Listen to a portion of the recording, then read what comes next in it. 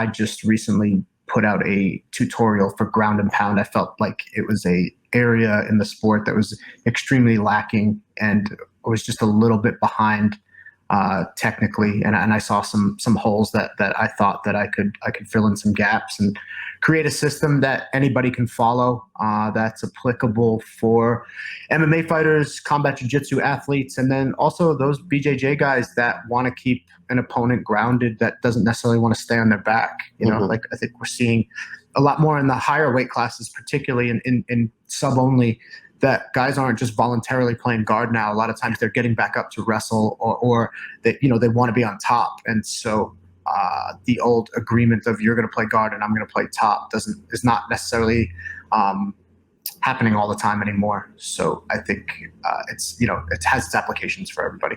Yeah, we were actually talking about that off air. It's like, sport jiu-jitsu back in the day, the points structured because you had side control on the mount, you could strike the guy. But then, as time got on, evolution, you kind of lost that reality, if you will, that feel. And I think there's tons of jiu-jitsu instructionals out there. There's not a lot really that I've seen that really cover what we're talking about, Well, I think what most people miss is how important it is to control where your opponent is and really keeping them down. Because like you said, most people aren't just going to lay there and go, okay, I'm going to pull guard, right? It just doesn't happen, and to me, wrestling becomes a big part of what you're doing to control your opponent, keeping them flat on their back, let's say. Yeah, and where it gets really interesting is there's some guys that control really well, but they don't do much damage, right? There's guys that are capable of doing great damage, but don't control very well, right? There's a few very special people that are able to do both. Khabib Nurmagomedov for one, and there's a handful of others that do a good job of not just controlling, but also punishing the person on the bottom, which is essentially what ground and pound is, right? So what I wanted to do was fill in those gaps. When it becomes a grappling match and your arms are occupied, if your arms are occupied and actively pinning your opponent, you cannot hit them, right? Yep. And so it becomes about that, right? And you also get quite tired doing that in an actual fight.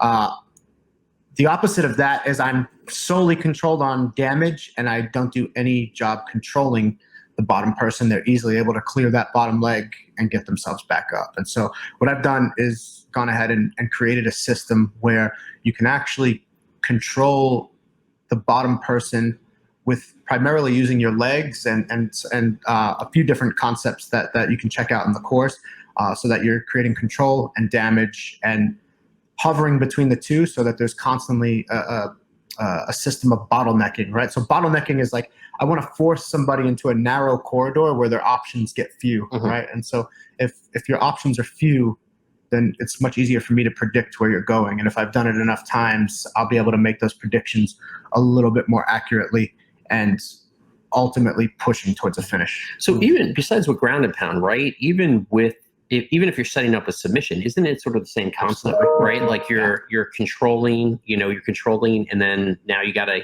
be able to occupy them enough or control them enough, but not be so controlling that you could actually set up your submission. Absolutely. Yeah. The only difference I would draw there is that you do not have to pass the guard to actively pursue a finish when there's punches involved. Very good point. Yeah. That's a huge point. I mean, we're from the start taught, all right, there's legs, get around the legs, and then everything happens from there. Yeah. I mean, that's just ingrained in BJJ guys. I was telling Eric a story. Like the first MMA class I ever took, I went into what Greg and I call third position of guard, and I got punched square in the face. Like I was like, what?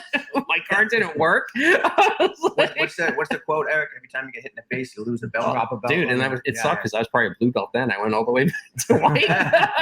One shot. That's all it took. One shot. I was back at white belt, man. And what's the instructional called again?